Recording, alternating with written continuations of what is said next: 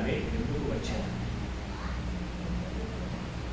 రూపాంతరపు కొండ మీదికి మోషే ఏలియాలే ఎందుకు వచ్చారు? ఇది గడిచిన వారంలో సహోదరుడు రమణారెడ్డి గారు, అలాగే చిన్నరెడ్డి గారు లేవనెత్తినటువంటి వారి సంశయం,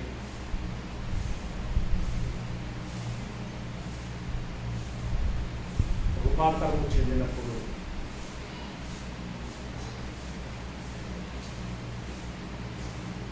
హేబేలు మొదలుకొని ఎంతోమంది భక్తులు ఉన్నారు కదా. ఒకవేళ శరీరాన్ని విడవకుండా వెళ్ళినటువంటి వారు అని కనుక ఏలియాను ఆలోచించుకున్నట్లయితే కొందరి దృష్టిలో ఆయన సమాధి ఇప్పటి వరకు ఎక్కడ ఉంటుందో తెలియదు అన్నటువంటి మాటను బట్టి మోషే గారు కూడా అన్నట్టుగా భావించి శరీరమును విడవకుండా వెళ్ళినటువంటి వారు గనక మరలా రాగలిగారు, వచ్చారు అన్నట్టుగా మాట్లాడినట్లయితే, దేవునితో కూడా నడిచి వెళ్ళినటువంటి వారు అనేటువంటి పద ప్రయోగము చేయబడింది కనుక అన్నట్టుగా భావించినట్లయితే, హానోకు కూడా దేవునితో కూడా నడిచాను అని ఉండింది కదా. మన నాటంలో హానోకు కూడా రావాలి కదా. హానోకు రాకపోవటానికి మోషే ఏలియాలు మాత్రమే రావటానికి, సరే హానోకు కాకుండా మరెవరైనా రాకపోవటానికి, వాళ్ళు మాత్రమే రావటానికి గల కారణము ఏమిటి? ఇది ప్రశ్న. ఇది ముఖ్యమైనది అని నేను అనను, కానీ అంటే ముఖ్యమైనది అని నేను అనను కానీ అంటే కాన్సెప్ట్ ఏంటంటే, బైబిల్లో ఉన్నటువంటిది ప్రతిదీ ముఖ్యమే. అంటే అది తెలిస్తేనే కానీ మనకు రక్షణ వస్తుంది, అది తెలియకపోతే రక్షణ రాదు అన్నంత ఎఫెక్టివ్ మాత్రం ఇప్పుడు కాదు. కానీ బైబిల్లో ఉన్నటువంటి ప్రతి విషయము మనకు తెలిసి ఉండటం అనేటువంటిది అవసరము అనేటువంటి భావనతో కనుక మనం ఆలోచిస్తే అది మన విశ్వాసాన్ని కాసింత బలపరిచేటువంటి విషయం మాత్రం తప్పకుండా చెప్పచ్చు. విశ్వాసాన్ని బలపరిచి, ఆరోగ్యంగా ఉంచి, ముందుకు నడిపించి, అలాగనే అడిగేటువంటి వారికి సమాధానం చెప్పగలిగి. నిజానికి చెప్పాలి అని అంటే, ఈరోజు మన విశ్వాసం పుట్టడానికి, పెరగడానికి అనేటువంటి విషయాన్ని ఆలోచిస్తే, బలపరచడానికి అనేటువంటి విషయము మనం దాన్ని అర్థం చేసుకోగలము. కానీ మనకంటే ఎక్కువగా ప్రభావవంతంగా ఆనాడు ఉన్నటువంటి వారికి మాత్రం విశ్వాసము కలగడానికి, పెరగడానికి, బలపడటానికి దోహదపడేటువంటి అంశం అనేటువంటి మాత్రం తప్పకుండా మనం గమనించాలి. అంటే ఒక్కొక్క మాట ఒక్కొక్క తరములో ఉన్నటువంటి వారికి ప్రభావవంతంగా పనిచేసేటువంటి. ఇప్పుడు ఈ విషయమై బైబిల్లో ఏం రాయబడింది అనేటువంటి విషయాన్ని మనం చూద్దాం. ఇది ఒక పరిశోధనాత్మకమైనటువంటి విషయం అని చెప్పగలుగుతాం. అందులో భాగంగా లూకా సువార్త 9వ అధ్యాయం, లూకా సువార్త 9వ అధ్యాయం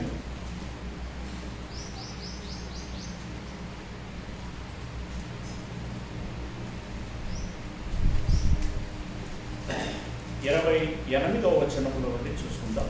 లూకా సువార్త 9వ అధ్యాయం 28వ వచనంలో, ఈ మాటలు చెప్పినది మొదలుకొని రమారమి 8 దినములైన తర్వాత ఆయన పేతురును, యోహానును, యాకోబును వెంటబెట్టుకొని ప్రార్థన చేయుటకు ఒక కొండ ఎక్కేను.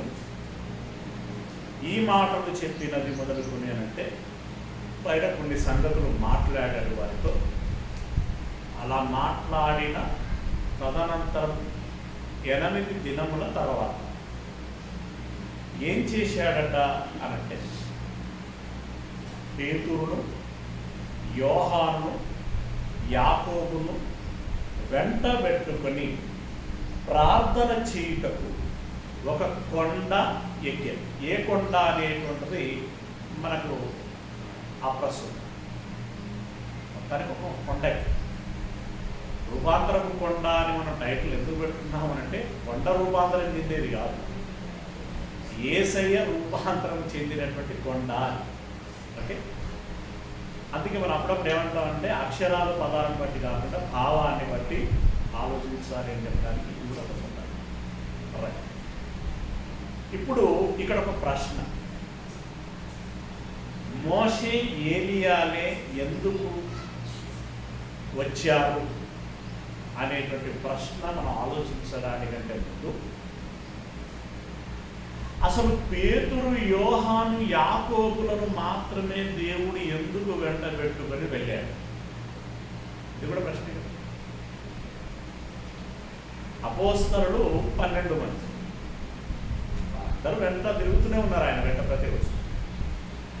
అలాంటప్పుడు వారినందరినీ కాదని వీరు 3 మాత్రమే వెంట పెట్టుకొని పోవడానికి గల కారణం ఏమిటి ఆలోచించాలి. ఇంకొన్ని సందర్భాలు కూడా కనబడతాయి. గెత్సెమనేటువంటి తోటలో ప్రార్థన చేసినప్పుడు ఎవరెవరిని తీసుకుని వెళ్ళాడు? ఆ 3 కదా. అంటే దీన్ని బట్టి మనకి ఏమర్థం అవుతున్నది? మిగిలిన వారికి ఈ 3కి ఏదో వ్యత్యాసము లేదా ప్రత్యేకత ఉన్నది. ఏమై ఉంటుంది ఆ ప్రత్యేకత? మిగిలినటువంటి వారికి వీరికి ఉన్నటువంటి ప్రత్యేకత ఏంటి? వారిలో లేనిదేంటి, వీరిలో ఉన్నది ఏంటి? ఇలాంటివి మనం ఆలోచించాల్సినటువంటి విషయం, అర్థం చేసుకోవాల్సినటువంటి విషయం.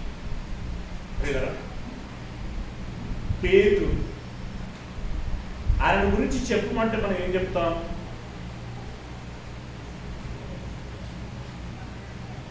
యేసు ప్రభువుల వారు ఏదేని ఒక ప్రశ్న వేసినప్పుడల్లా మొదటగా స్పందించేటువంటి వ్యక్తి పేతురు. సరే, తుడుకు అనేటువంటి పదప్రయోగం బైబిల్లో చేయబడిందా మనం తీసుకుంటాం? నిజంగా నాకు ఒక డౌట్ వచ్చింది. తుడుకు అనేటువంటి పదం, తుడుకు పేతురు అని ఎక్కడ ఉందా బైబిల్లో? అసలు మనం అట్లా పెట్టొచ్చా పేరు? మనకు అర్హత ఉందా? ఇష్టం వచ్చినట్టు మాట్లాడేస్తాం. మన భక్తి బాగా పెరిగిపోతుంది. మనం ఏమనుకుంటామంటే అప్పుడప్పుడు మనకు తెలిసినంత వారికి కూడా తెలియదు అని. ప్రియులరా, బైబిల్లో వాడబడినా కూడా, నేనేమంటానంటే, ఇన్ కేస్ బైబిల్లో వాడబడినా కూడా మనం ఏమని అలాంటి సందర్భాలను మాట్లాడుకోవాల్సి ఉంటుంది అని అంటే, దేవుడు ఇలా అన్నాడు, ప్రభువు ఇలా అన్నాడు, పరిశుద్ధాత్ముడు ఇలా రాయించాడు అన్నట్లుగా మాట్లాడాలి తప్ప, దేవుడు అంటాడండి, దేవుడు అందరికీ ఆయన తండ్రి. నా పిల్లలని అందరినీ రారా పోరా అంటాను అనుకో. పెద్దోడిని రారా పోరా అంటాను, చిన్నోడిని రారా పోరా అంటాను. డాడీ అన్నాడు కదా అని చెప్పేసి ఈ పెద్ద కొడుకు చిన్న కొడుకు నువ్వు రారా పోరా అనొచ్చా? అనకూడదు కదా. నేను అనేది తుడుకు పేతురు అనేటువంటి పదప్రయోగం నా మెమొరీలో అయితే ఇంకేది పొరపడుతున్నానని మీరు కూడా చెప్పాలి. అన్ని మాత్రం బైబిల్లో ఉన్నట్టుగా నాకు తెలియదు. ఒకవేళ ఉన్నది అని అనుకున్నా, ఒకవేళ దేవుడు సంబోధించాడు అని అనుకున్నా కూడా మనము సంబోధించవచ్చా, మనకు అర్హత ఉందా? మనం పేతురుని అలాగే మాట్లాడవచ్చా అనేటువంటిది మనం ఆలోచించుకోవాల్సింది. సరే, అది ఇప్పుడు మనకు కాదు. పేతురుకు ఉన్నటువంటి అర్హత ప్రభు మాట్లాడినటువంటి సందర్భంలో స్పందించేటువంటి, మొదటగా స్పందించేటువంటి వ్యక్తి ఆయన. రెండవదిగా ఈనాడు ఉన్నటువంటి సంఘానికి పంట పునాది ఆయన. మూలరాయి యేసయ్య అయినా మిగిలినటువంటి సంఘానికి మూల వ్యక్తి ఆయన. మొదటి శతాబ్దంలో యెరూషలేములో పరిసర ప్రాంతాల్లో సువార్త ఘనంగా చాటినటువంటి ఘనుడు ఆయన. అంతేకాదు, నిన్న యాకోబును చంపారని తెలిసిన ఈరోజు సువార్తకు వెళ్ళిన సాహసికుడు ఆయన.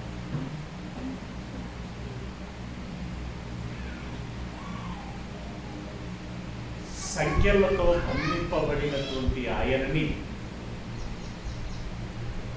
అద్భుత రీతిలో ఇతడు సమాజానికి అవసరం అని చెప్పి సంఖ్యలను తెంపి బయటికి పంపింపబడినటువంటి గొప్పవాడు.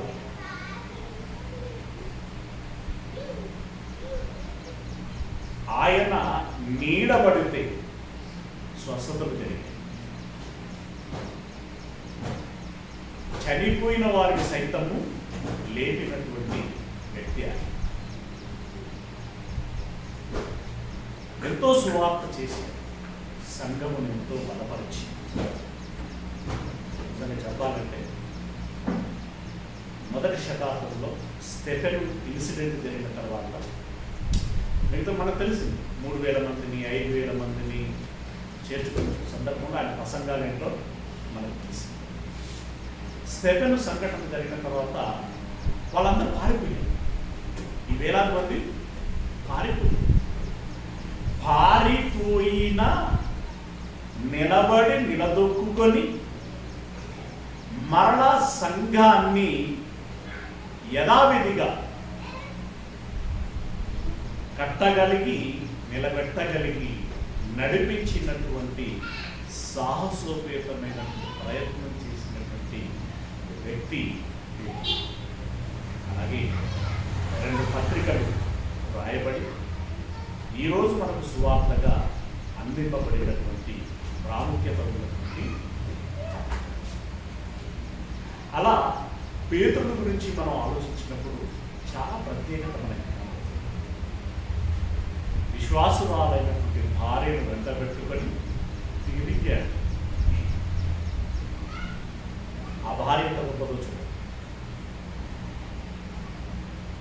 ఇంత సేవ చేసినటువంటి సాక్ష్యము ఆయన పట్ల. నేను ఎవరిని గురించి ఆలోచిస్తున్నాను అనంటే 12 మంది అపోస్తలులలో పేతురు గురించి మాట్లాడుతున్నాను.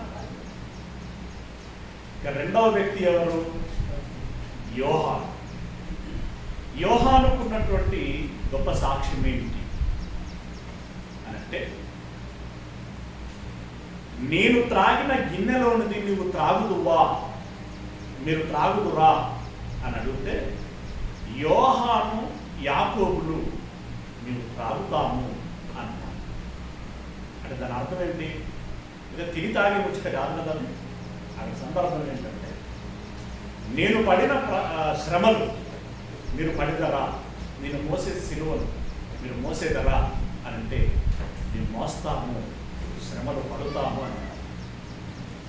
ఎంత శ్రమ పడ్డారో మనకు తెలిసిందే కదా. ఎంత శ్రమ పడ్డారు? పద్మాసు ద్వీపమునందు పరవాసిగా ఉండే అంతగా. నేనేమంటున్నాను అంటే, యాదృచ్ఛికంగా వచ్చేటువంటి శ్రమ వేరు, శ్రమింపబడినటువంటి వారిని కళ్ళారా చూసి కళ్ళ ముందే చంపబడినటువంటి వారిని ఎరిగి, ఆ అనుభవాన్ని ఎరిగి, నేను ప్రకటిస్తున్నాను అని తెలిస్తే మరుక్షణంలో నాకేం జరుగుతుంది అనేటువంటి దానిని కూడా ఎరిగి అయినా పనిగట్టుకుని సువార్తకు వెళ్ళటం అని అంటే దాన్ని ఏమంటారు? ప్రాణాలను అర్పించడానికైనా కూడా సిద్ధపడినటువంటి వారు. అలా యోహాను గొప్ప సాక్ష్యాన్ని కలిగి ఉన్నాడు. ఆయన కూడా ఒక సువార్తను రాశాడు, 3 పత్రికలను రాశాడు. ఆయన సాక్ష్యం. యాకోబు, ఆయన మెడ నరకబడి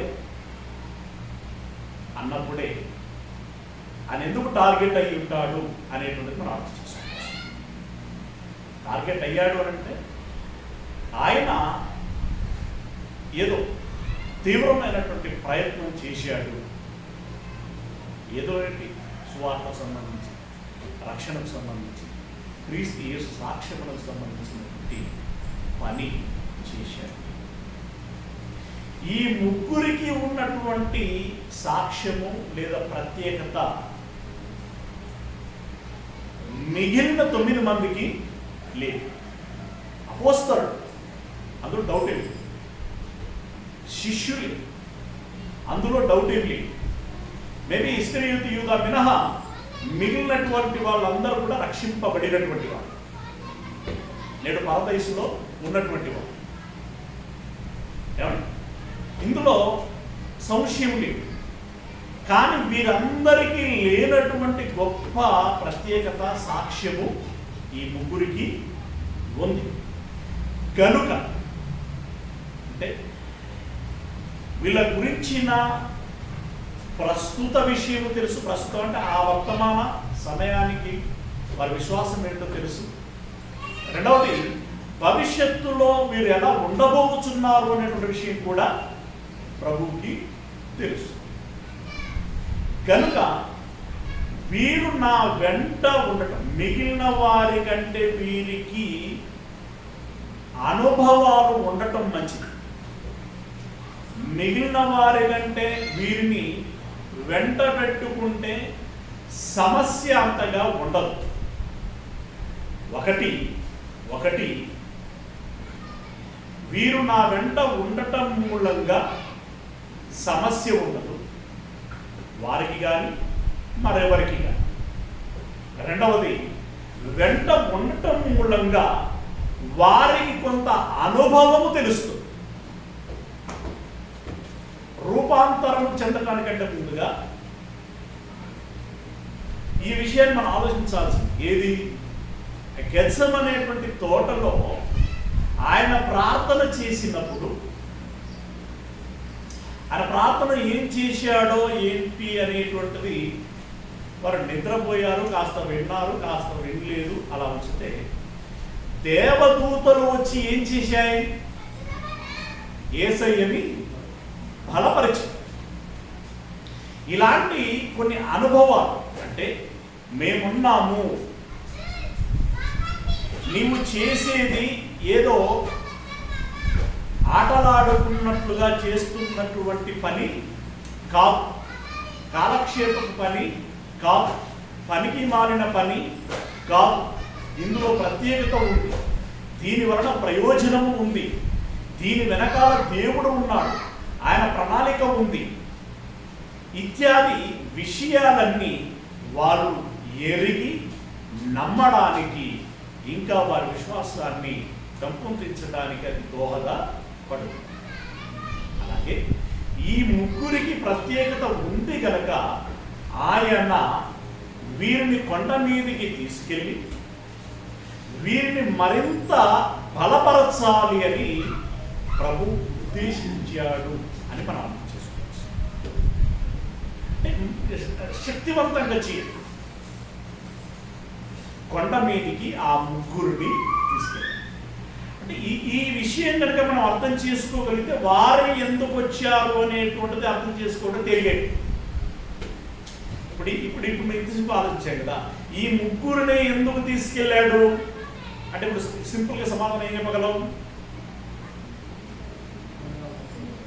ఆనాడు ఉన్నటువంటి కాలంలో ఈ ముగ్గురే బలమైనటువంటి విశ్వాసము కలిగినటువంటి వారుగా, బలమైనటువంటి పనులు స్వార్థ నిమిత్తము చేయగలిగేటువంటి వారుగా, మొదటి వరుసలో ఉన్నటువంటి వారుగా ప్రభువుకు కనిపించారు. కాబట్టి ఆ ముగ్గురిని తన వెంట తీసుకెళ్ళాడు.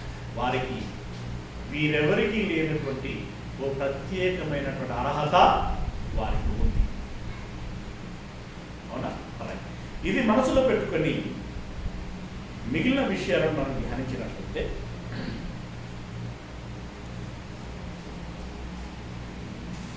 ప్రార్థన చేయటకు ఒక కొండ ఎక్కాను.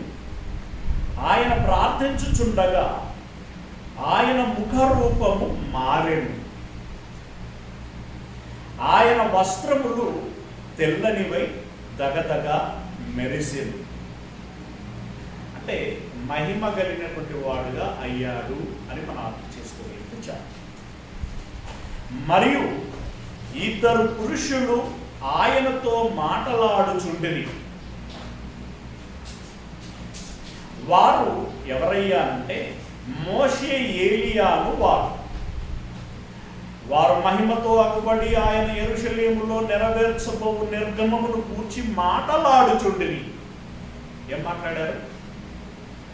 యెరూషలేములో జరిగించబోయేటువంటి నిర్గమమును కూర్చి మాట్లాడారు.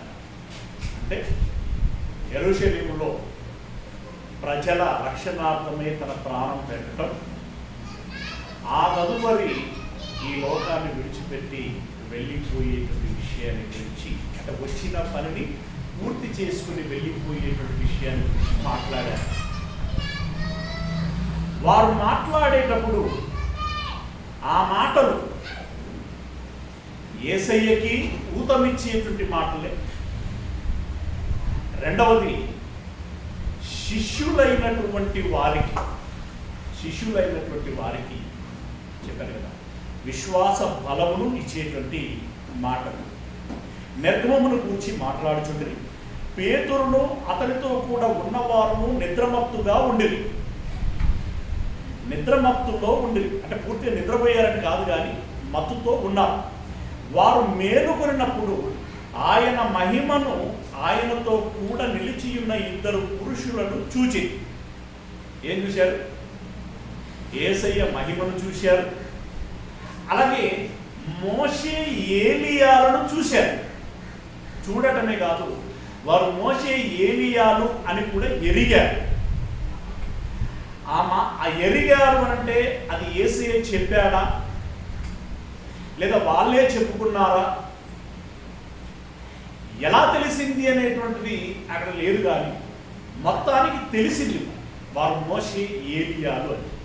వారు మోషే, ఏలియాలు అని తెలవగానే ఈ పేతురు, యోహాను, యాకోబుల యొక్క ఆ మనస్సు అప్పుడు ఎలా ఉంటుంది ఒకసారి ఆలోచించండి. ఏంటి, మోషే గారా?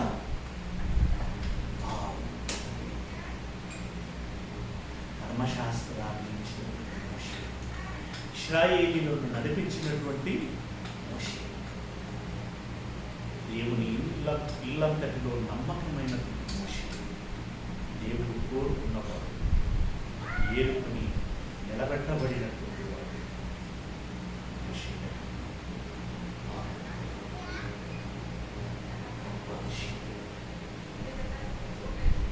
ఈరోజు మాకు గొప్ప ఆనందం, సంతోషం. ఏలియా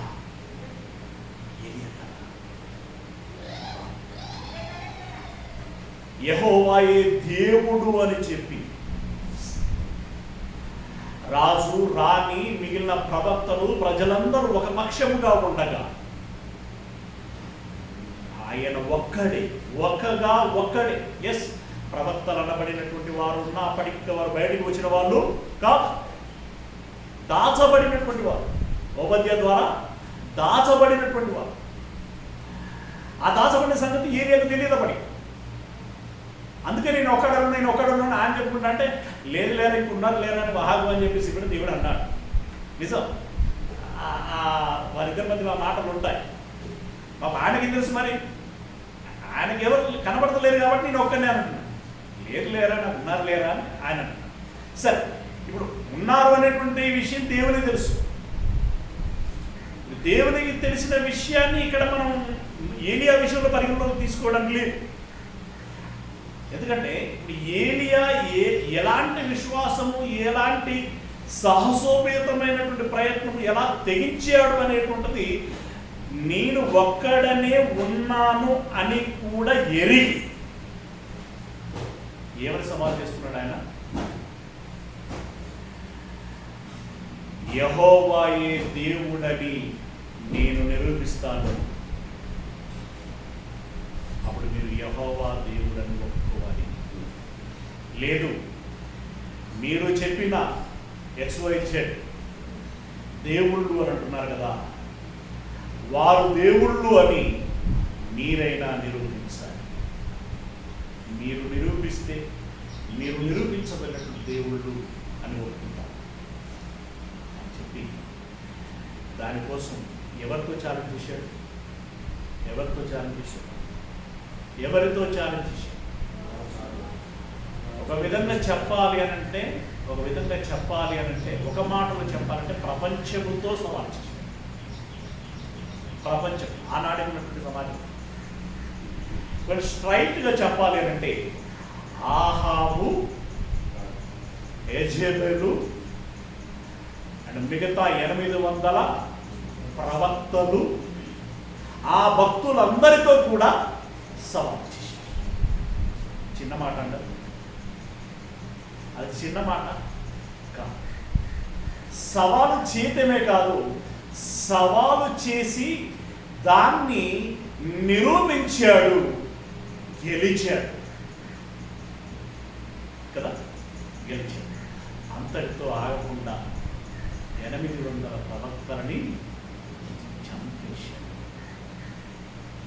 అది అలా ఉంచితే 3.5 సంవత్సరాలు చిలుకు పడకూడదు అని చెప్పి ప్రార్థన చేస్తే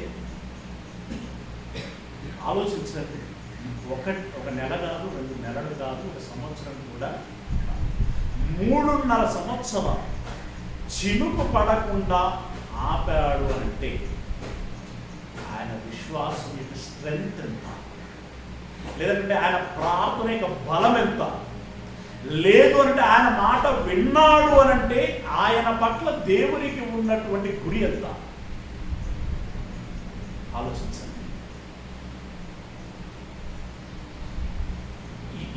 ఈ ఇరువురు క్రీస్తుకు ముందున్నటువంటి వారిలో భక్తులు, ప్రవక్తలు, యాజకులు, రకరకాలైనటువంటి వాళ్ళు ఉన్నారు, పరిచారకులు. వీరందరిలో మోషేకు సరితూగలిగేటువంటి వారు ఎవరైనా ఉన్నారా?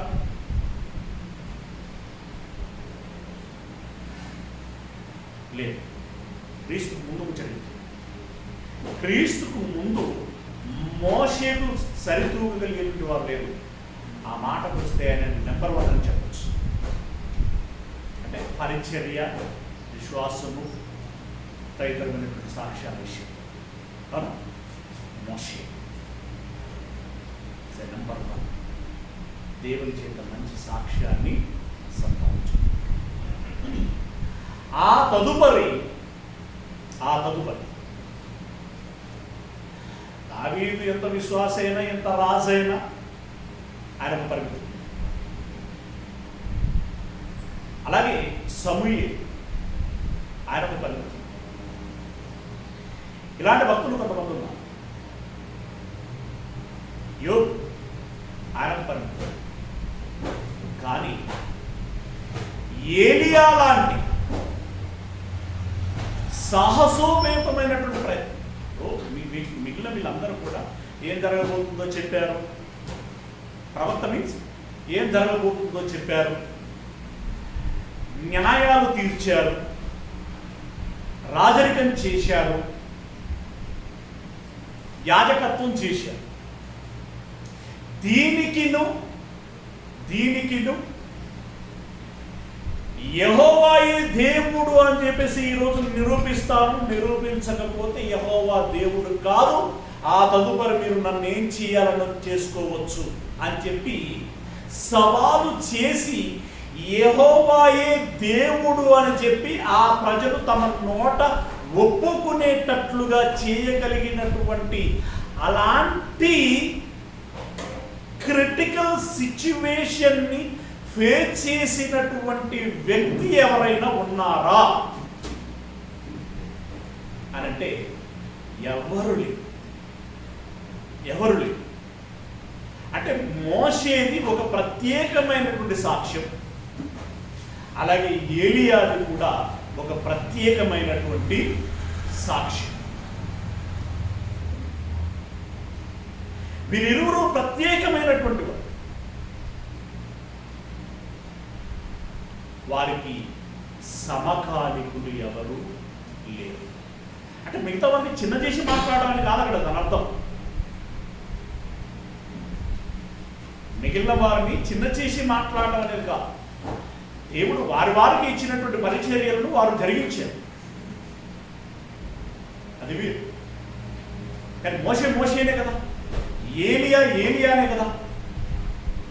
ఒకసారి ఆలోచించండి, మోషే అంటే మీరు కొత్త కట్టంతో చెప్పేశారు. So is a special person.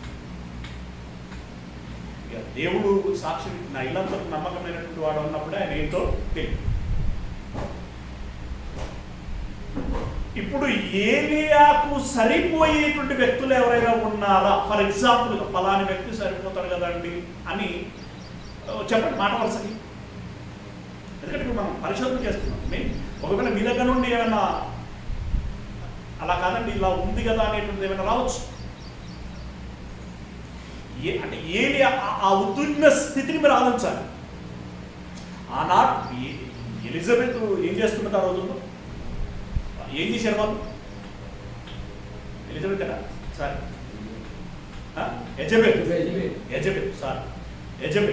యజబెల్ ఏం చేసింది అప్పుడు ఆ రోజుల్లో?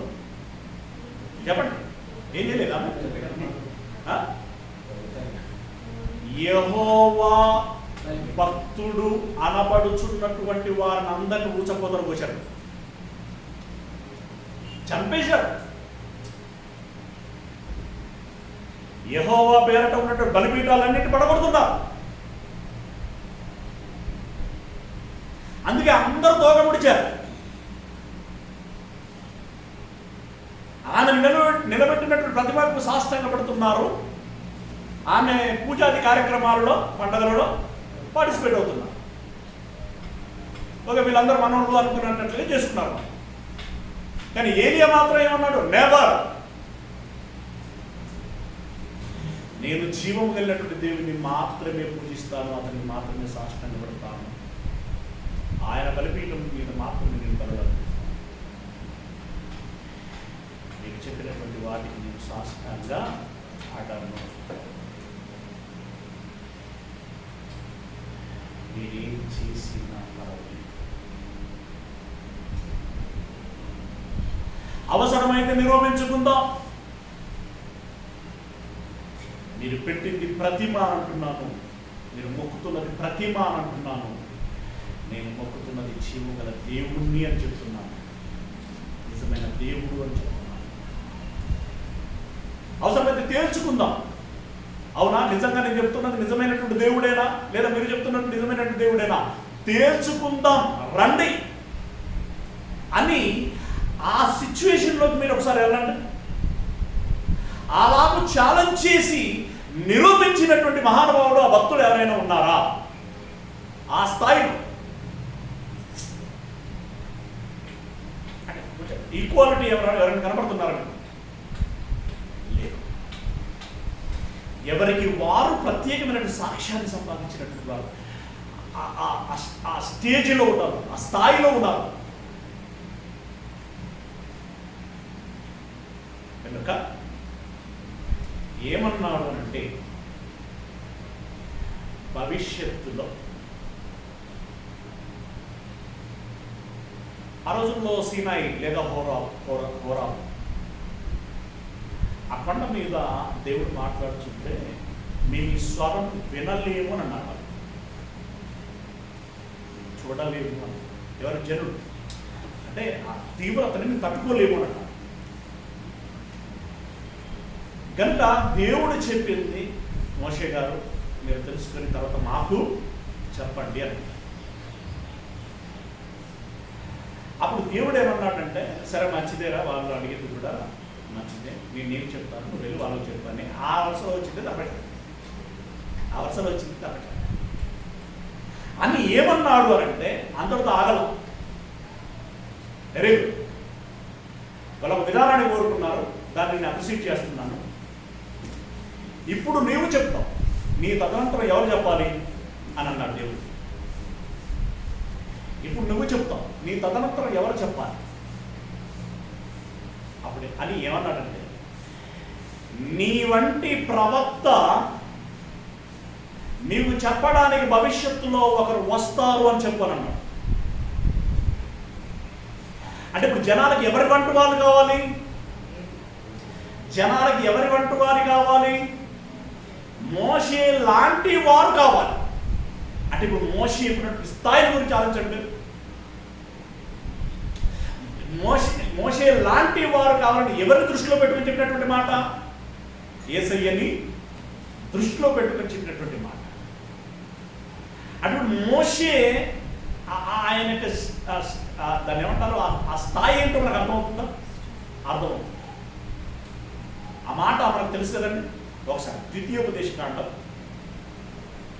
34వ అధ్యాయము 6వ వచనం.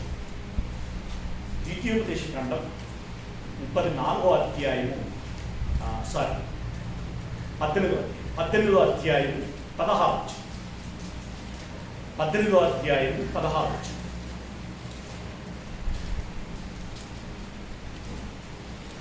ఈ పేజీని కొనేకండి.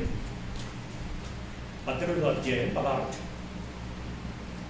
వచ్చాము, చదవటానికి ప్రయత్నం చేస్తే మంచిది. శాలిని ద్వితీయోపదేశకాండం 18వ అధ్యాయము 16వ వచనం. ఈ గొప్ప అగ్ని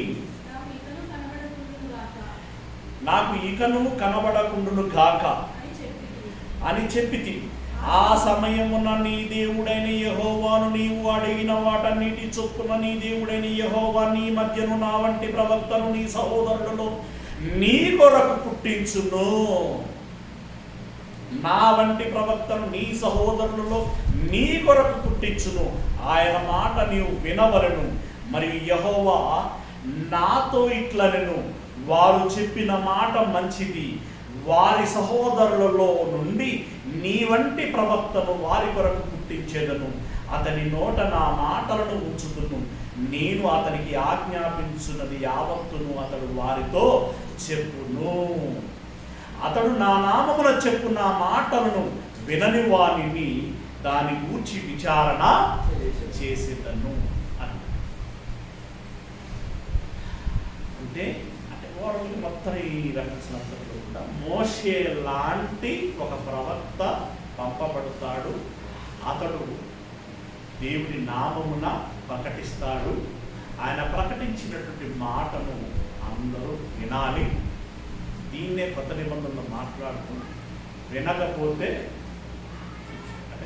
తుత్తు నీయలుగా చేయబడును అనే ఒక అర్థం వచ్చినట్టుగా మాట. ఇప్పుడు మనకు ఆ స్థాయిలో అంటే పాత ధర్మశాస్త్రాన్ని ఇచ్చింది మోషే గారు, కొత్త ధర్మశాస్త్రాన్ని ఇచ్చింది యేసయ్య. ఒక ధర్మశాస్త్రము అనేటువంటి ఆ విధానంలో మనం ఆలోచించినప్పుడు కొత్త ధర్మశాస్త్రమును యేసయ్య ఇచ్చాడు అన్నప్పుడు, పాత ధర్మశాస్త్రము మోషే గారు ఇచ్చారు అన్నప్పుడు, ఇప్పుడు యేసయ్య సరసన ఎవరు కనబడుతున్నారు మనకి? ఈ పాయింట్ ఆఫ్ వ్యూలో మోషే గారే కనబడచ్చు. అంటే ప్రజలకి భవిష్యత్తులో ఎలాంటి ప్రవక్త అవసరము అని చెప్పగానే చెప్తున్నాడు దేవుడు, మోషే లాంటి ప్రవక్త అవసరం. అంటే మోషే లాంటి ప్రవక్త అవసరం అని అన్నాడు అంటే మోషే ఏంటో మనకు అర్థమవుతున్నది కదా, రైట్? అది మనసు. అలాగే మలాకి గ్రంథంలో 4వ అధ్యాయము, మలాకి గ్రంథము 4వ అధ్యాయం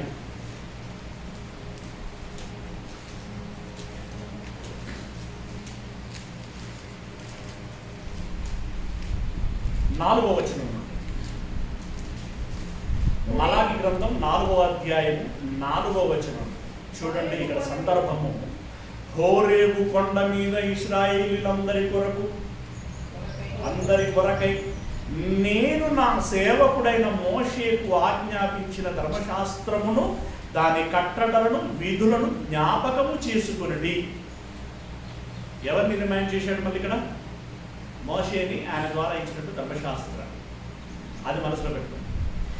యెహోవా నియమించిన భయంకరమైన ఆ మహాదినము రాకమునుపు నేను ప్రవక్తయగు ఏలీయాను మీ యొద్దకు పంపుదును.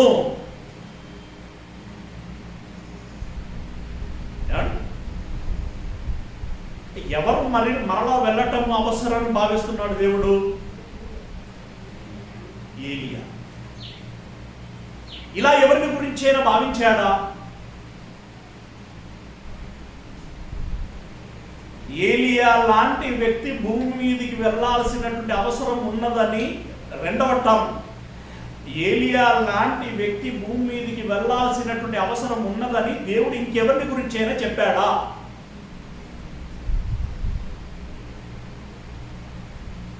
ఎవరి గురించి? మీరు అక్కడ పోయి మొత్తం మీరు పరిశాంతి ఉన్నట్టున్నారు. ఆ సీన్లో పోయారు.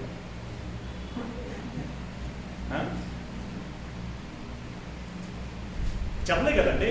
మీరు డౌట్గా రెస్పాండ్ అవుతున్నారు. మీరు డౌట్ఫుల్గా రెస్పాండ్ అవుతే నేను పదే అడిగితే మళ్ళీ ఈ వీడియో విన్న వాళ్ళు డౌట్స్లో ఉంటారు. సింపుల్గా అడుగుతున్నానంటే చెప్పండి. ఇప్పుడు నా వంటి ప్రవక్త అని మోషేను పాయింట్అవుట్ చేసి అక్కడ మాట్లాడుతున్నాడు అని అంటే మోషే యొక్క స్థాయి ఒక ఉన్నతమైనటువంటిది అనేటువంటి విషయం మనకు అర్థమవుతుందా లేదా? అర్థమవుతుంది. ఇప్పుడు ఏలియా అనేటువంటి వ్యక్తి మళ్ళీ పంపించబడతాడు అని చెబుతున్నాడు అని అంటే ఆ ఏలియాకి ఒక ప్రత్యేకత ఉంది.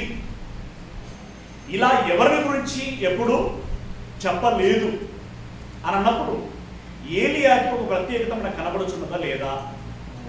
కనబడచ్చు. కాకపోతే ఇక్కడ ఏంటంటే ఏలియాను మరలా నేరుగా పంపిస్తాను అని చెప్పినటువంటి మాట కాదు మలాకి. ఎందుకంటే ఆ సందర్భం మనం చూసినప్పుడు కిందికి వెళితే ఏలియా రాకమునుపు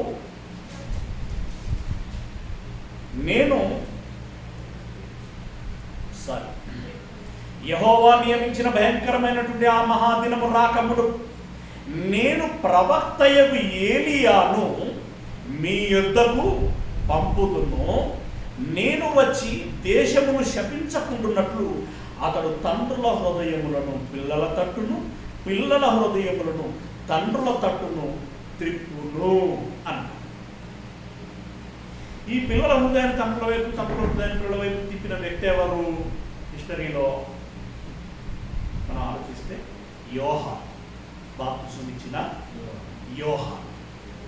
అవును, ఆ యోహాను చూపిస్తున్న యేసయ్య కూడా ఏమన్నాడు? మలాకి గారు చెప్పినటువంటి రాబో ఏలియా ఇతడే అని బాప్తిసం ఇచ్చేటువంటి యోహాను గురించి అన్నాడు. అంటే దాని అర్థం ఏంటంటే ఏలియాను పంపిస్తానని కాదు, ఏలియా లాంటి స్వభావం ఉన్నటువంటి వ్యక్తిని పంపిస్తాను, మోషే లాంటి స్వభావం ఉన్నటువంటి వ్యక్తిని పంపిస్తాను అని అన్నాడు. ఏలియా లాంటి స్వభావం ఉన్నటువంటి వ్యక్తిని పంపిస్తాను అని అన్నాడు. అలా మరెవరిని గురించి చెప్పలేదు. మోషే లాంటి స్వభావం ఉన్నటువంటి వ్యక్తి యేసయ్య, అంటే అలాగని ఇప్పుడు ఈ మోషే కంటే ఏలియా మోషే ఎంతో యేసు ప్రభుల వారు అంతే, అంతకు మించి కాదు అని కాదు అక్కడ పాయింట్. సిమిలారిటీస్ కొన్ని ఉంటాయి. అవి 1 కలుస్తాయి, 2 కలుస్తాయి, 3 కలుస్తాయి. 100 కలవాలనేవి లేదు. ఏ విషయంలో కలుస్తాయో ఆ విషయంలో పోతారు ఈక్వల్. అవునా కదా? ఆ విషయంలో ఇద్దరు సమానం. ఇంకా మిగిలినటువంటి విషయాల్లో మోషే తక్కువ అవ్వచ్చు, యేసయ్య ఎక్కువ అవ్వచ్చు. అవ్వచ్చు కాదు? అవును. అలా అవ్వచ్చు అంటే అదొక పెద్ద డౌట్. అవును కదా, డెఫినెట్గా యేసయ్య మోషే కంటే ఎక్కువ, అందులో డౌట్ లేదు. కానీ కొన్ని విషయాల్లో వారిద్దరికి సిమిలర్ పోలికలు ఉన్నాయి. అలాగే ఏలియా లాంటి స్వభావము ఎవరికి ఉండింది? యోహాను గారికి, బాప్తిస్మిచ్చిన యోహాను గారికి ఉంది. ఏలియా సవాల్ చేశాడు ఎవరితో? రాజుతో. చూసుకుంటారా ఎవరి దేవుడు? యోహాను గారు వాయిస్ మీకు తెలుసు కదండి. అబ్రాహ్మ కొడుకులో పిల్లలని పోసుకొడతా బాగుండదు బిడ్డ, గొడ్డలి తెలుసు కదా, గొడ్డలి ఏం చెప్తుంది? చెట్టు మీద ఉంచబడింది, నరికేస్తా అని అంటారు.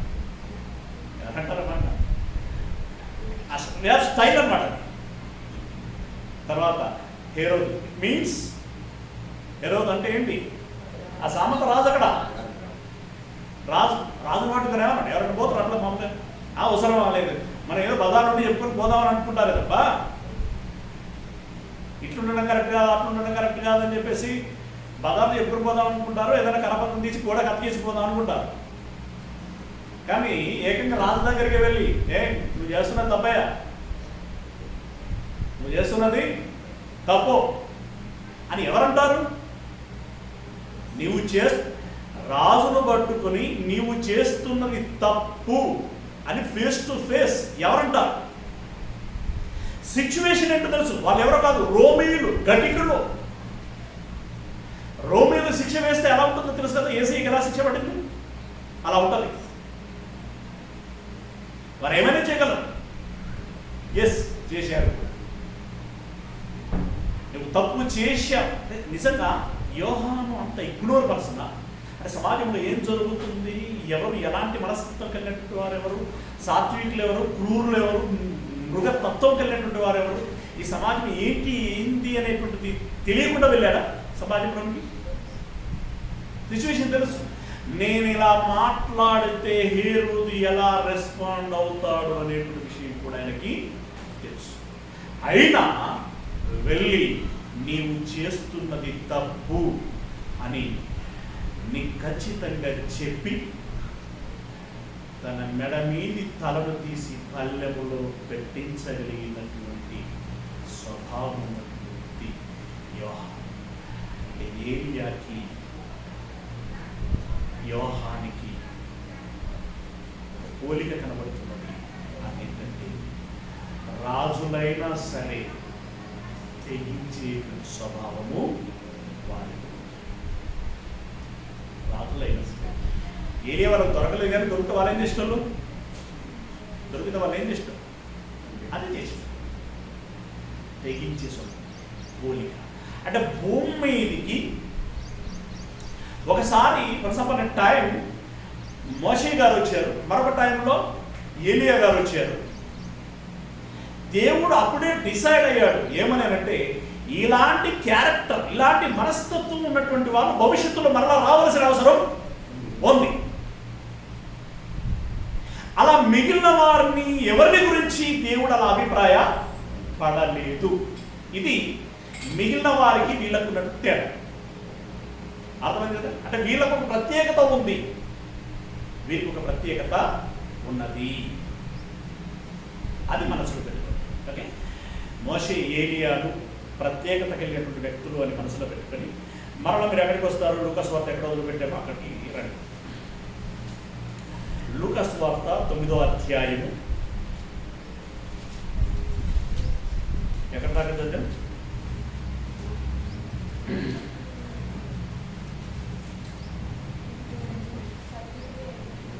32 చదివినా మళ్ళీ చదువుతాను. 32 వచ్చింది. ఎందుకంటే పేతురును అతనితో కూడా ఉన్నవారును నిద్రమత్తుగా ఉండి వారు మేలుకొనినప్పుడు ఆయన మహిమను ఆయనతో కూడా నిలిచి ఉన్న 2 పురుషులను చూచిరి.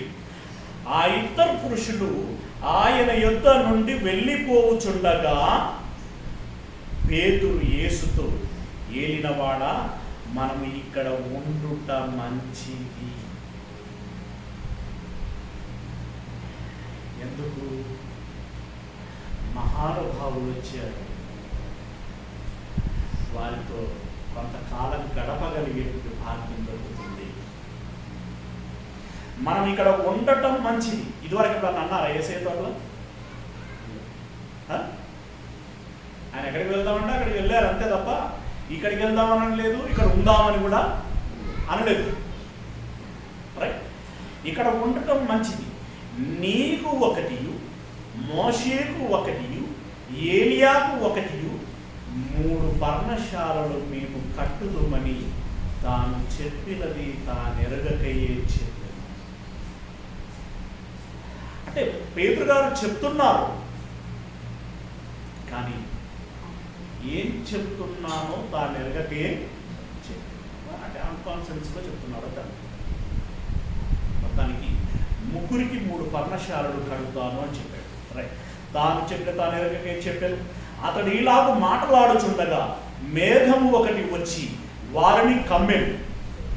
అంటే ఇలాంటి సిచ్యువేషన్లన్నీ జరుగుతూ ఉంటే వీరికి ఒక ప్రత్యేకమైన ముద్ర పడుతుందా లేదా బ్రెయిన్లో పడుతుంది. ఆల్రెడీ యేసయ్య ఏమయ్యారు? అప్పటికే రూపాంతరము చెందాడు. ఒకటి ఏదో మోషే ధర్మశాస్త్రం చదువుకుంటున్నాము, కానీ ఆ మోషే కన్న ముందు ఉండటం కదా, అదొక ప్రత్యేకత. ఆ తర్వాత సవాలు చేసి మరి యెహోవాయే దేవుడు అని చెప్పి నిరూపించినటువంటి ఏలియాని మనం చదువుకున్నాం. బట్ ఆ ఏలియా కళ్ళ ముందు ఉండటం, అరే ఇప్పుడు మనతో ఉంటే రై మనోడేమో నేను చావబోతున్నాను చెప్తున్నాడు యేసయ్య. మనిషి కుమారుని పట్టుకుందరు, ఆయన చంపెదరు, సమాధి చేయబడు, తిరిగి 3వ దినం లేపబడును అని అంటున్నాడు. అందుకే పేతురు ఏం పట్టుకోవడానికైనా సిద్ధపడ్డాడు? కత్తి పట్టుకోవడానికైనా సిద్ధపడ్డాడు. అలాంటప్పుడు మోషే ఏలియా వన్స్ అపాన్ ఎ టైం ఇలా ఫైట్ చేశాడు అని సబ్జెక్ట్ తెలుసు కదా ఆయనకి. ఆ మోషే కనబడితే ఇప్పుడు ఏమనుకుంటాడు పేతురు? ఈయన ఉంటే బాగుంటుంది, వీళ్ళ తిక్క తిరుగుతుంది అన్నట్లుగా ఉంటుంది. రైట్? అలా ఒక ప్రత్యేకమైనటువంటి ముద్ర వారిలో పడుతుంది.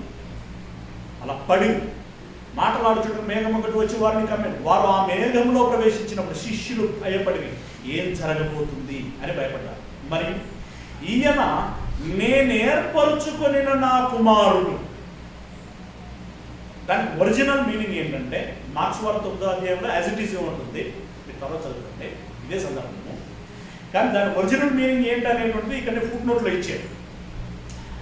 ఈయన నేను ఏర్పరచుకున్న నా కుమారుడు అనేటువంటి దానికి ఒరిజినల్ మీనింగ్ ఏంటో, ప్రాచీన ప్రతులలో అనేటువంటి దానికి ఈయన నా ప్రియకుమారుడు అని దాని, ఈయన నా ప్రియకుమారుడు కనుక ఈయన మాట వినుడి అనేటువంటి అర్థం వచ్చేటట్టుగా నేరుగా మార్క్స్ వార్తలో ఉంటుంది. ఆ మాటని ఇక్కడ చెప్తూ నేను ఏర్పరచుకున్న నా కుమారుడు, ఈయన మాట వినుడని ఒక శబ్దము మేఘములో నుండి పుట్టెను. ఇలా చెప్పినప్పుడు అప్పటికే యేసు ప్రభుల వారి పట్ల వారి విశ్వాసం ఉంది, ఒక గురి ఉంది, ఓ విధానం, అంటే ఓ అభిప్రాయం. ఇప్పుడు ఈ రకంగా యేసు ప్రభుల వారు రూపాంతరం చెందటం, మోషే గారు రావటం, ఏలియా గారు రావటం, మేఘం ఆవరించటం, అందులో నుండి ఒక శబ్దం రావటం, ఇతడు నా ప్రియకుమారుడు, ఇతని మాటలు మీరు వినవలేను అని చెప్పినట్లుగా నడుచుకోవలేను అని అన్నప్పుడు ఇంకా అది ఎంత బలమైనటువంటి ముద్ర పడుతుందండి. వాళ్ళు ఎంత బలమైనటువంటి మార్కర్లు ఉంటాయి, రిమూవర్ మార్కర్లు ఉంటాయి, పర్మనెంట్ మార్కర్ ఉంటుంది. దానికి వాడే ఆ సిర, ఆ ఇంక్ ఏదైతే ఉంటుందో దాన్ని ఒక స్టాంప్ తీసుకున్నాం. ఆ ఇంక్ పర్మనెంట్ ఇంక్, రిమూవల్ ఇంక్. ఆ రిమూవల్ ఇంక్లో ఒక స్టాంప్, రబ్బర్ స్టాంప్ ఒకటి, అది దాంట్లో ఉంచి కొట్టా. ముద్ర పడ్డది. కానీ దాన్ని తొలగించవచ్చా? తొలగించవచ్చు. ఇప్పుడు పర్మనెంట్ దాంట్లో దాంట్లో ఉంచి ముద్రేసి, అది ముద్రే. కానీ ఇప్పుడు దాన్ని తొలగించవచ్చా? తొలగించ. అది పర్మనెంట్. రెండు ముద్రలు, కానీ ముద్రలకు తేడా. ఇంకా నేనేమంటాను అంటే, ఇప్పుడు ఒక ఐరన్ ఉంది, ఒక షీట్, ఐరన్ షీట్, దాని మీద ఏమంటారు దాన్ని, యాక్చువల్లీ వర్డ్ నాకు ఇది తెలియదు. ఒక మిషన్తో, అంటే ఆల్రెడీ అది డిజైన్ అయి ఉంటుంది ఈ స్టాంప్ సంబంధించి. అది వచ్చి ఈ ఐరన్ ఆ రేకు మీద, లేకపోతే ఐరన్ రేకనే కాదు, అది మందపాటి ఏదైనా కావచ్చు. మనం కొన్ని ISI మార్కులని, ఇప్పుడు ఒక మోటార్ ఉంటుంది, అది లోనికి నొక్కి పెట్టేటువంటి ముద్ర కావచ్చు, లేకపోతే బయటకు పొడుసుకు వచ్చేటువంటి ముద్ర కావచ్చు, ఉంటాయి కదా కొన్నింటికి. ఏమంటారు మీకు ఐడియా ఉందా? నేమ్ ప్లేట్ వేరు, ఆ స్టాంప్. బట్ ఆ స్టాంప్ వేసే విధానం ఎలా ఉంటుంది? కొన్నిటికి బయటకు వస్తాయి. ఇప్పుడు అది ఎలాంటిది ముద్ర? అది ముద్రే కదా. అది ఎలాంటి ముద్ర? నేనేమంటానంటే, ఇప్పుడు పర్మనెంట్ ఇంకు తోటి వేసిన ముద్ర రిమూవల్ దానికంటే స్ట్రాంగ్ పర్మనెంట్ ఇంకుతో వేసినటువంటి ముద్ర. దాన్ని నేను పేపర్ ఇంకపోతుంది, లేక బోర్డు బలపెట్టినా. కానీ ఇలాంటి ఐరన్ మీద వేసేటువంటి ఆ మెషిన్తో వేసేటువంటి ఆ మెకానికల్ ఆ ముద్ర ఏదైతే ఉంటుందో అది మరింత బలమైనటువంటిది. మీలో మీ జీవితాల్లో ఎన్నో మీ కళ్ళ ముందు జరిగిపోతాయి, ఎన్నిటినో అనుభవించి ఉంటాయి. కానీ అందులో కొన్ని మరిచిపోయిన ఉంటాయి, కొన్ని మాత్రం జీవితకాలము మనసులో ఉండేటివి. అంటే ఇవన్నీ ముద్రలే, కానీ కొన్ని ముద్రలు ఏమయ్యాయి? చెరిగిపోయాయి.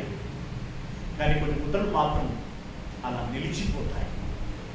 అది చెరగని ముద్ర. ఇప్పుడు ఈ సందర్భం ఏదైతే ఉందో, ఈ శిష్యులకి, పేతురు గారికి, యోహాను గారికి, యాకోబు గారికి ఇలాంటి సందర్భము ఎలాంటిది? కానీ విని ఎరగనటువంటి ఒక అనుభవం. ఇది వారు మరచిపోవడానికి అవకాశమే లేదు. యేసయ్య అన్నాడు, నేను చెప్పిన మాట మీరు వినాలి, దేవుడు నాకు చెప్పమని చెప్పి పంపించగా నేను వచ్చాను కనుక మీకు చెప్తున్నాను అన్నాడు. సరే అనుకున్నారు, నమ్మాను. ఇప్పుడు అది ఎఫెక్టివ్గా ఉంటుందా? ఇంకొకటి కూడా, బాప్తిస్మం తీసుకొని ఒడ్డు మీదకి వచ్చినప్పుడు ఒక స్వరం వచ్చింది, ఈయన నా ప్రియకుమారుడు, ఈయన యందు నేను ఆనందించున్నాను. దీనికంటే అది ఎఫెక్టివ్గా ఉంటుంది కదా. యేసయ్య వచ్చి దేవుడు నన్ను పంపిస్తే నేను వచ్చాను, నా మాటలు వినాలి, నేను చెప్పినట్టుగా నడవాలి, నేనే మార్గం, జీవం, సత్యం అన్నాడు. ఓకే, అదొక ప్రభావం. కానీ దానికంటే దేవుడే నేరుగా అతను బాప్తిస్మం తీసుకుని ఒడ్డు మీదకి రాగానే ఈయన నా ప్రియకుమారుడు అని చెప్పినట్టు మాట ఇంక ఎఫెక్టివ్గా ఉంటుంది కదా. ఎఫెక్టివ్. ఇప్పుడు దానికంటే ఇప్పుడు ఈ కొండ మీద ఒక రూపాంతరం చెందినప్పుడు ఈ మోషే ఏలియాలో రాగా మేఘము ఆవరించగా ఆ మేఘములో నుండి ఒక స్వరం, ఈయన నా ప్రియకుమారుడు, ఈయన చెప్పినట్లుగా మీరు నడుచుకోండి. అది ఎంత ప్రభావవంతంగా ఉంటుంది. ఎందుకంటే యేసు ప్రభుల వారు మరణించి వెళ్ళిపోయిన తర్వాత సమాజాన్ని ఉద్ధరించాల్సినటువంటి వారెవరు? వీరే ఎవరు? పేతురు, యోహాను, యాకోబులే. మొట్టమొదటిగా అన్ని శ్రమలు, అన్ని ప్రతికూలతలు యేసయ్యను చంపిన మరుసటి దినము నుండే, యేసయ్యను చంపిన మరికొన్ని చిన్న వ్యవధిలోనే, కొన్ని దినములలోనే యేసే రక్షకుడు, ఆయన నామమున తప్ప ఆకాశము క్రింద మరి ఎవరి నామములో రక్షణ లేదు అని చెప్పి అంత గట్టిగా చాటి యేసయ్యను చంపిన వారి నోట నుండే, అయ్యలారా మాది తప్పైపోయింది, ఇప్పుడు మమ్మల్ని ఏం చేయమంటారు అని అడిగించగలిగినటువంటి గట్టి బోధ చేసినటువంటి గట్టిడు పేతురు. అలాంటి వారు అంత స్ట్రాంగ్గా మాట్లాడాలనంటే వాళ్ళు ఎంత ఇంపాక్ట్ అయి ఉండాలి, ప్రభావం అవ్వాలి కదా, వాళ్ళు ప్రభావితం చెందాలి. ఆ ప్రభావితం చెందడానికి దేవుడు ఏర్పాటు చేసినటువంటి ఒక కార్యమే ఇది. అంటే ఒక వ్యక్తి ఊరికే ఒక దాని కోసం స్టాండ్ అవ్వడు, అంత తేలిక స్టాండ్ అవ్వడు. ఇలాంటి ప్రభావాలు వాళ్ళకు చూపించి వారిని బలపరిచి నిలబెట్టడానికి దేవుడు చేసిన ప్రయత్నమే. అందుకే ఈ ముగ్గురే ఆ తదుపరి అంత ప్రభావవంతంగా పనిచేసినట్టు మనకి కనబడుతుంది. రైట్, వారి మాట వినాలి అని చెప్తూ ఇతను నేను ఏర్పరచుకున్నట్టు కుమారుడు, ఈయన మాట వినని ఒక శబ్దం ఆ మేఘంలో పుట్టాను. ఆ శబ్దం వచ్చిన తర్వాత యేసు మాత్రమే అగపడెను, తాను చూచిన వాటిలో ఒకటి ఆ దినములలో ఎవరికి తెలియజేయక వారు ఊరకుండిరి. అంటే వాళ్ళకు మనసులో పెట్టుకున్నారు అంతే, అది ఎవరికి చెప్పలేదన్న. తర్వాత పరిశుద్ధాత్ముడు వచ్చి లూకా ద్వారా, మార్కు ద్వారా, స్వయంస భక్తుల ద్వారా, మత్తయి ద్వారా రాయించినప్పుడు, రాయమని చెప్పినప్పుడు రాయించబడినటువంటి అప్పుడు బయటపడింది తప్ప అంతవరకు వాళ్ళు ఎప్పుడెక్కడ అని చెప్పలేదు. ఓకే, దీంతో పాటు మీరు ఇంకొకటి యాడ్ చేసుకోవాల్సిన విషయం ఏంటంటే,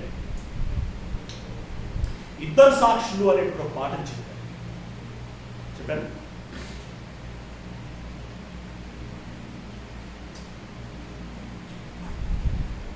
క్రైస్తవ్యానికి ఇద్దరు సాక్షులు ఎవరు? క్రైస్తవ్యానికి ఉన్న ఇద్దరు సాక్షులు ఎవరు?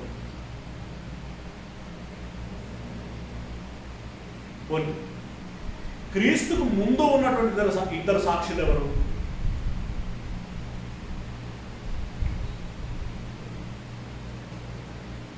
బ్రేక్ ఇచ్చి ఇంకొక గంట చెప్తాం.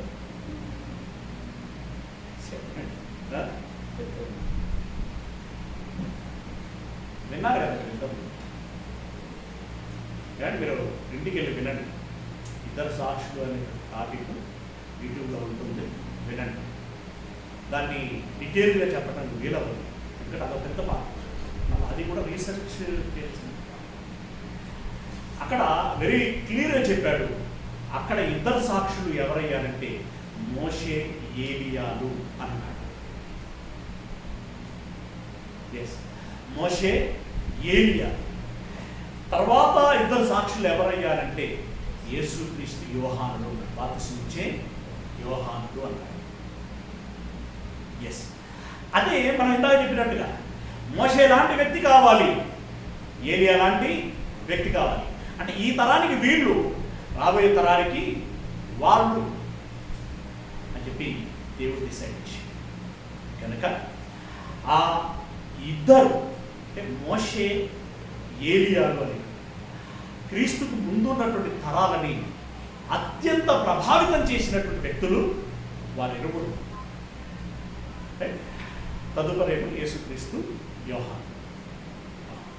ఆ ఇద్దరికి అంత వెయిట్ ఉంది కనుక, అంత ప్రభావశీలుడు కనుక వారిని ఇక్కడికి పంపించి ఇంప్రెస్ చేశాడు. ఈ ముగ్గురు శిష్యులని ఇంప్రెస్ చేశాడు, ప్రభావితం చేశాడు. ఆ ప్రభావితమైనటువంటి వారు ఇన్స్పిరేషన్గా తీసుకొని తదనంతరం వారు సేవ చేసేటువంటి క్రమంలో కూడా అలాంటి త్యాగ నిరతి కలిగినటువంటి వారుగా సేవ చేసినటువంటి వారిని మనం చూడగలం. అందుకే వారు ఒక స్టేట్మెంట్ ఇచ్చారు, అది చూసి ముగించుకుంటాం.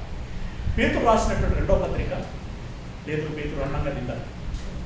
ఆ పేతురు గారు చెప్పినటువంటి రెండో పత్రిక పర్టికులర్గా ఆ సాక్ష్యము అంత అవసరమై ఉండిందా, దాని వాళ్ళు అంత ఇంప్రెస్ అయ్యారంటే ఎస్ అని చెప్పడానికి పేతురు చెప్తున్నాడు అన్నమాట. పేతురు గారు రాసినటువంటి రెండవ పత్రిక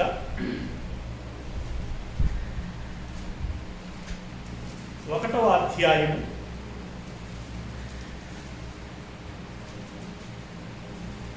16వ వచనం. పేతురు గారు రాసినటువంటి రెండవ పత్రిక 1వ అధ్యాయము 16వ వచనంలో నేను చదువుతున్నాను. ఏలయనగా చమత్కారముగా కల్పించిన కథలను అనుసరించి మన ప్రభువైన యేసుక్రీస్తు యొక్క శక్తిని, ఆయన రాకడను మేము మీకు తెలపలేదు. కహానీలు కాదు నేను చెప్పింది, కథలు కాదు. డిక్లేర్ చేశాడు. ఎలా చెప్పాను? యేసుక్రీస్తు ఎంత శక్తివంతుడు, ఎంత ప్రభావశీలుడు, ఆయన మాట మనం వినవలసినటువంటి అవసరం ఎంత ఉంది, ఎందుకుంది అనేటువంటి విషయాలు ఏదో కథలుగా నేను చెప్పలేదు. ఏదో వింటుంటే మీకు హాస్యాస్పదంగా ఉండలాగున్నా, నవ్వులాటలాగా ఉండలాగున్నా మీకు చెప్పలేదు.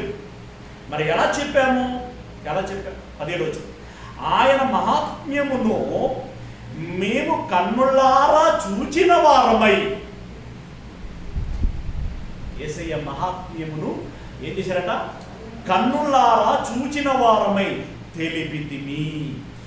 ఈయన నా ప్రియ కుమారుడు, ఈయన యందు నేను ఆనందించుచున్నాను అను శబ్దము మహాదివ్య మహిమ నుండి ఆయన యొద్దకు వచ్చినప్పుడు తండ్రి అయిన దేవుని వలన ఘనతయు మహిమయు ఆయన పొందగా, మేము ఆ పరిశుద్ధ పర్వతం మీద ఆయనతో కూడా ఉండిన వారమై ఆ శబ్దము ఆకాశము నుండి రాగా వింటిమి. గనక అలాంటి బేసిస్తో మేము చెప్పుచున్నాం. అంతేగాని ఏదో కాలక్షేపం కోసం కథలు చెప్పలేదు, ఏదో పొట్ట కూటి కోసం కహానీలు చెప్పలేదు. ఉన్న యథార్థతను చెప్పాము. అది కూడా ఎలా చెప్పాము అంటే, ఇదిగో ఇలాంటి ప్రత్యేకమైనటువంటి సందర్భాల్లో పచ్చి సాక్ష్యాలు మాకు నిరూపితం చేసి వెళ్ళండిరా, చెప్పండిరా అంటే ఎస్ అని అనుకున్నటువంటి మేము బయటికి వచ్చి చెప్పాము. అదే నిజం. కాదనుకుంటే మీకు అవి కాలగతి పడుతుంది. వినండి, నమ్మండి, అనుసరించండి. ఇప్పుడు ఇందాక మన లూకా సువార్తలో చదువుకుంటున్నప్పుడు ఎక్స్ప్లెయిన్ చేసినటువంటిది నిజమేనా? వాళ్ళు ఎందుకు వచ్చారు, ఉద్దేశం ఏమై ఉంటుంది అన్నప్పుడు అక్కడ ఒక మాట అనుకున్నామే, ఒక ముద్ర, ఒక ప్రభావం, ఒక రేకెత్తించడం, ప్రేరేపించడం, ప్రోత్సహించడం, సంథింగ్ ఇవేవైతే ఉన్నాయో అది ఇక్కడ పేతురు గారు ఓపెన్ చేశాడా, రివీల్ చేశాడు. మేము ఎలా చెప్పుచున్నాం, ఎందుకు చెప్పుచున్నాం అంటే, ఈయన నా ప్రియ కుమారుడు అనేటువంటి మాట ఎక్కడి నుండి చెప్పాడట? ఆ శబ్దం మేము అప్పుడు చూసినప్పుడు అమ్మో మహా దివ్య మహిమ నుండి. ఆ ఎక్స్పీరియన్స్ ఎలా ఉంటుందో ఒకసారి చెప్పండి. ఆయన టర్మినాలజీలో ఆయనకున్న భాష, మనకు అర్థమయ్యే భాష చెప్పిండు అక్కడ. మహిమ అంటేనే ఒక స్టేజ్, దివ్యమైన మహిమ అంటే ఇంకో స్టేజ్, మహాదివ్యమైన మహిమ అంటే అసలు ఇక ఆయన మాటలు ఏదేదో మీన్స్ ఇక ఆయన చేదమైంది యాడ్ చేసుకుంటూ పోయాడు అంతే. ఆయన ఎక్స్పీరియన్స్ ఎలా ఉంటుంది? అలాంటి మహాదివ్య మహిమ నుండి ఆయన యుద్ధం ఈయన నా ప్రియ కుమారుడు, ఈయన నేను ఆనందించున్నాను అని శబ్దము మహాదివ్య మహిమ నుండి ఆయన యుద్ధకు వచ్చినప్పుడు, ఆ స్వరం యేసయ్య యుద్ధకు వచ్చినప్పుడు మేము ఎక్కడో లేము, అక్కడే ఉన్నాం. తండ్రి అయిన దేవుని వలన ఘనతయు మహిమయు ఆయన పొందగా, మేము ఆ పరిశుద్ధ పర్వతం మీద ఆయనతో కూడా ఉండిన వారమై ఆ శబ్దము ఆకాశం నుండి రాగా వింటిమి. అందుకే మేము మీకు చెప్పుచున్నాం.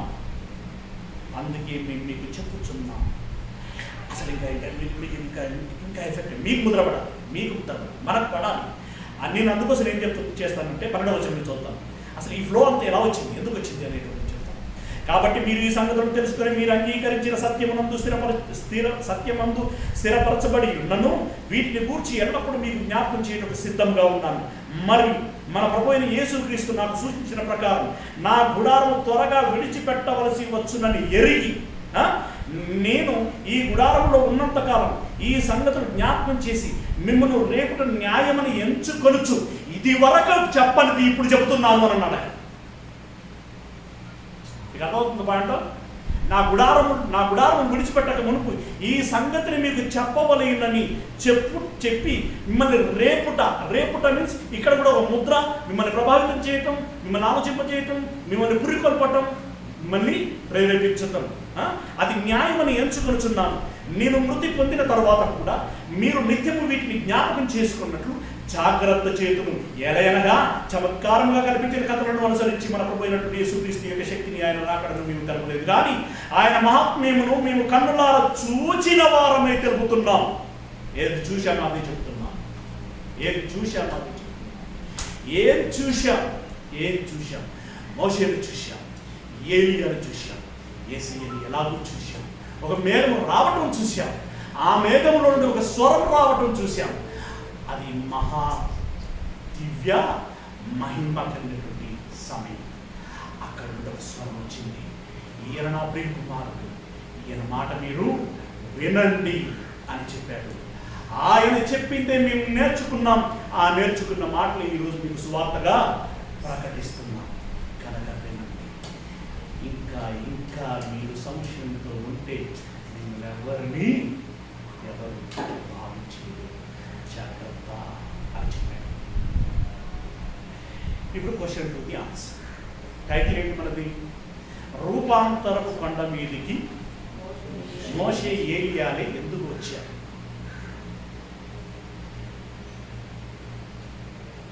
మోషే ఏలియాలు ఎందుకు వచ్చారు ఒక క్వశ్చన్, ఏలియాలే ఎందుకు వచ్చారు ఒక క్వశ్చన్.